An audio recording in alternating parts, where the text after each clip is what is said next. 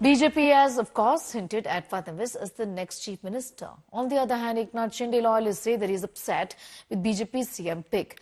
Amid claims of him being upset, Eknath Shinde is unwell and undergoing treatment at his Satara residence. Meanwhile, Shiv Sena is demanding Home Ministry for Shinde. Sources indicate that Eknath Shinde was initially not ready for the post of the Deputy CM, but later he softened his position. Shinde is willing to become the convener of Mahayuti though as well and wants the Home Ministry for himself. Amid this suspense, Union Minister Ramdas Athawale has asked Eknath Shinde to adjust like Fadnavis did and accept the Deputy CM post. Opposition has come down heavily at the Mahayuti over the delay in the CM pick, saying that you have been betraying the people. This is an insult to the people's mandate. That's what Sharad Pawar said. Uddhav Sena also hit out at Mahayuti for not being able to finalize a CM in spite of a majority there.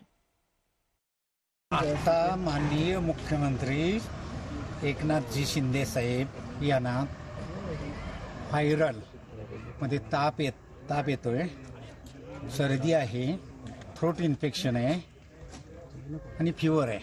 तर त्यांना आता मी treatment चालू ठेवलेली आहे. आता saline वगैरे लावलेलं आहे, IV लावलेलं आहे आणि त्यांना 1-2 दिवसात बरं वाटेल ही खात्री आहे मला. अमित शाह साहब, मोदी साहब जब निर्णय लेंगे उसी के बाद पता चलेगा कि महाराष्ट्र का मुख्यमंत्री का किसका नाम उन्होंने जाहिर किया है. एक बार मुख्यमंत्री का नाम घोषित हो जाता है, उसके बाद मंत्रिमंडल कैसा बनेगा, कौन मंत्री बनेगा, कितने मंत्री पद के खाते किसी पार्टी की तरफ जा रहे हैं, राष्ट्रवादी की तरफ कितने, शिवसेना की तरफ कितने, बीजेपी की तरफ कितने, ये सब सेकेंडरी सवाल है. अभी आपस वाली बात ही नहीं. तीनों नेताओं ने अमित शाह साहब को कह दिया है कि आप डिसीजन लो, आपको जो अच्छा लगता है उसके आप जो भी निर्णय लेंगे उसकी तामील हम लोग करेंगे. इसलिए कोई भी खींचातानी नहीं है. कोई किसी के बारे में ये बनेगा कि वो बनेगा, इसका कोई भी अभी निर्णय नहीं लेंगे. अब ऊपर वाले निर्णय लेंगे और उसका इम्प्लीमेंटेशन नीचे होगा. 2024 में जब उनकी बेटी सुप्रिया सुळे जी और सारे सांसद 31 सांसद ये चुनाव जीत गए लोकसभा का, उस समय पवार साहब कुछ नहीं बोले. वो समय उनको मालूम है कि मोदी जी के खिलाफ उन्होंने झूठ बोल के वोट लिए, तो वोट मिल गए. हमने हार में से कुछ सीखे और हम सामने गए.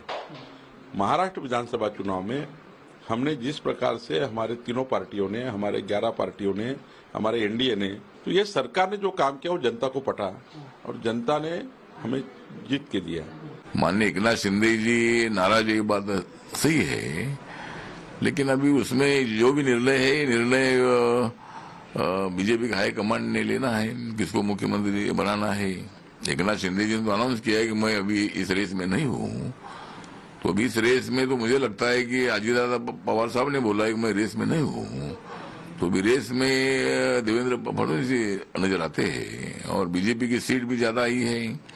देखिए, सीएम साहब ने इसके पहले भी कहा है कि भारतीय जनता पार्टी का नेता चयन होने के बाद डिस्कशंस होने वाले जो होने हैं वो होने में अभी 1 आध दिन का समय है, तो इसमें कोई अलग समझने की कोई जरूरत नहीं है. सीएम साहब का लगाव हमेशा अपने गांव के साथ रहा है, वो हमेशा अपने गांव अक्सर जाते हैं. इस विषय का राजकारण करने का कोई सवाल आता नहीं. मुझे लगता है ये हर एक की वैयक्तिक इच्छा है और इस क्षेत्र में, वैयक्तिक एरिया में किसी को भी इंटरफेयर करना सही नहीं है.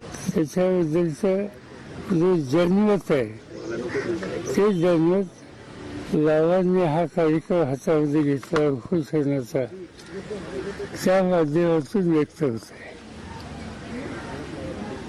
लोकांच्या चर्चा ही होते की कालच्या ज्या निवडणुका झाल्या त्या निवडणुकीमध्ये सत्तेचा गैरवापर आणि पैशाचा महापूर या गोष्टी. भारतीय जनता पार्टी की ऐसी क्या मजबूरी है, इतनी बड़ी पार्टी, नरेंद्र मोदी जी, अमित शाह जैसे बलशाली नेता, लगभग 140 विधायक है बीजेपी के पास, यानी लगभग बहुमत है. उनके साथी है उनके पास, किसी के पास 60 है, किसी के पास 40 है, 200 से ऊपर का बहुमत है, लेकिन महाराष्ट्र को अब तक मुख्यमंत्री नहीं है. यहाँ जो केयर टेकर मुख्यमंत्री है वो गांव में जाकर बैठे हैं। बात ऐसी है कि जो निर्णय यहाँ आया है वो बहुत ही अनैसर्गिक निर्णय है।